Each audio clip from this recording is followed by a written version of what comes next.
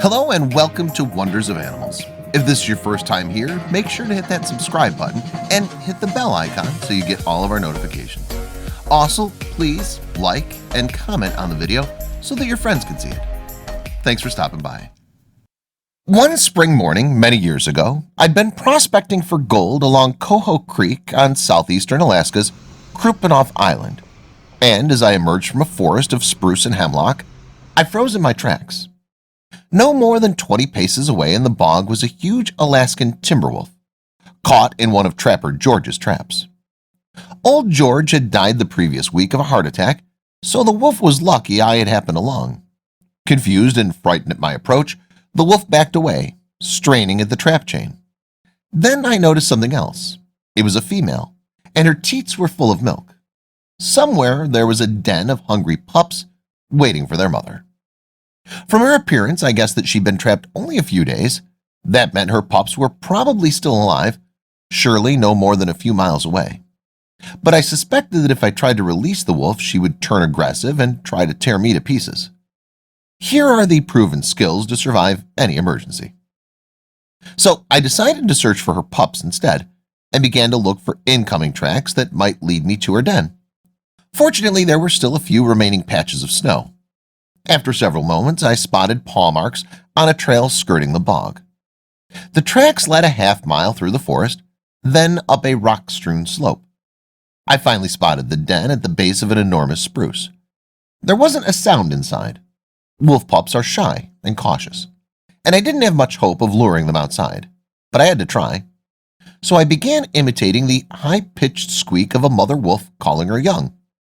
No response. A few moments later, after I tried another call, 4 tiny pups appeared. They couldn't have been more than a few weeks old. I extended my hands and they tentatively suckled at my fingers. Perhaps hunger had helped overcome their natural fear. Then, one by one, I placed them in a burlap bag and headed back down the slope.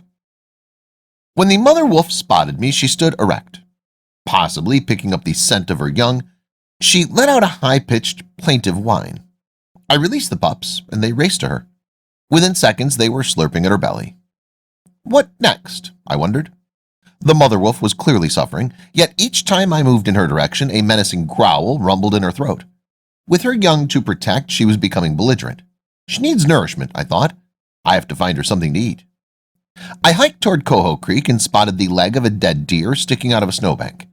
I cut off a hindquarter, then returned the remains to nature's icebox. Toting the venison hunch back to the wolf, I whispered in a soothing tone, "Okay, mother, your dinner is served, but only if you stop growling at me. Come on now, easy." I tossed chunks of venison in her direction. She sniffed them and then gobbled them up. Cutting hemlock boughs, I fashioned a rough shelter for myself and was soon asleep nearby. At dawn, I was awakened by 4 fluffy bundles of fur sniffing at my face and hands. I glanced toward the agitated mother wolf. If I could only win her confidence, I thought. It was her only hope. Over the next few days, I divided my time between prospecting and trying to win the wolf's trust. I talked gently with her, threw her more venison, and played with the pups. Little by little, I kept edging closer, though I was careful to remain beyond the length of her chain. The big animal never took her dark eyes off me. "Come on, mother," I pleaded.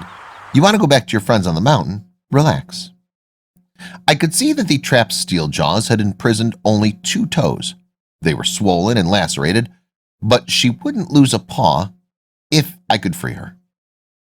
"Okay," I said, "just a little longer and we'll have you out of there." I applied pressure, the trap sprang open, and the wolf pulled free. Whimpering, she loped about, favoring her injured paw. My experience in the wild suggested that the wolf would now gather her pups and vanish into the woods. But cautiously she crept towards me. The pups nipped playfully at their mother as she stopped at my elbow. Slowly she sniffed my hands and arms.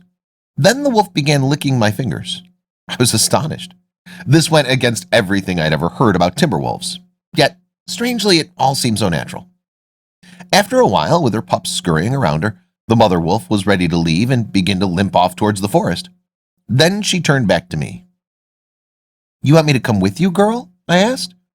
Curious, I packed my gear and set off. Following Coho Creek for a few miles, we ascended Kuprianof Mountain until we reached an alpine meadow. There, lurking in the forested perimeter, was a wolf pack.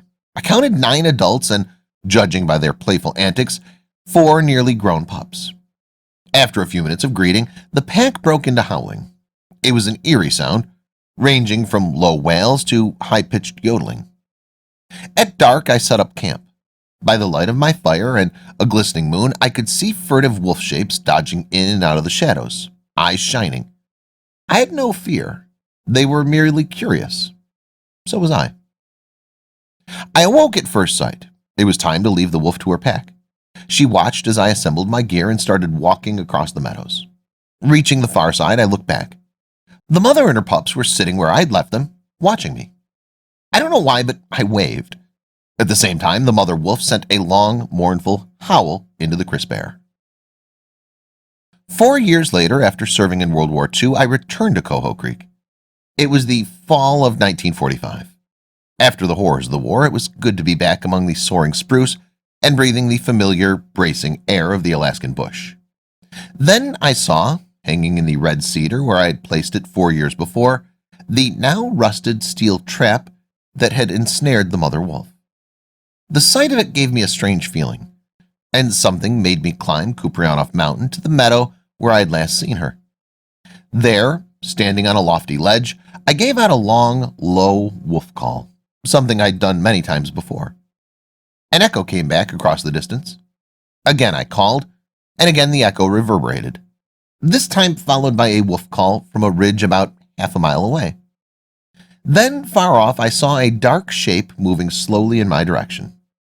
As I crossed the meadow, I could see it was a timber wolf. A chill spread throughout my whole body.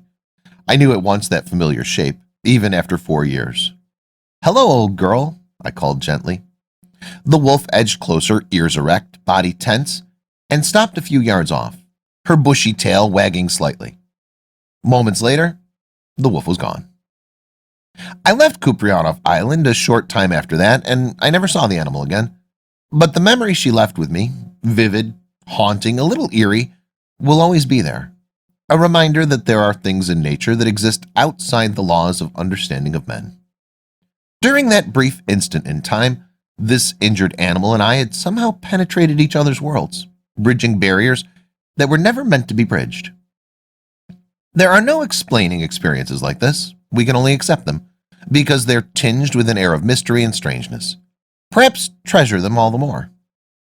Keep watching for an incredible survival story of a hiker who survived back-to-back grizzly attacks.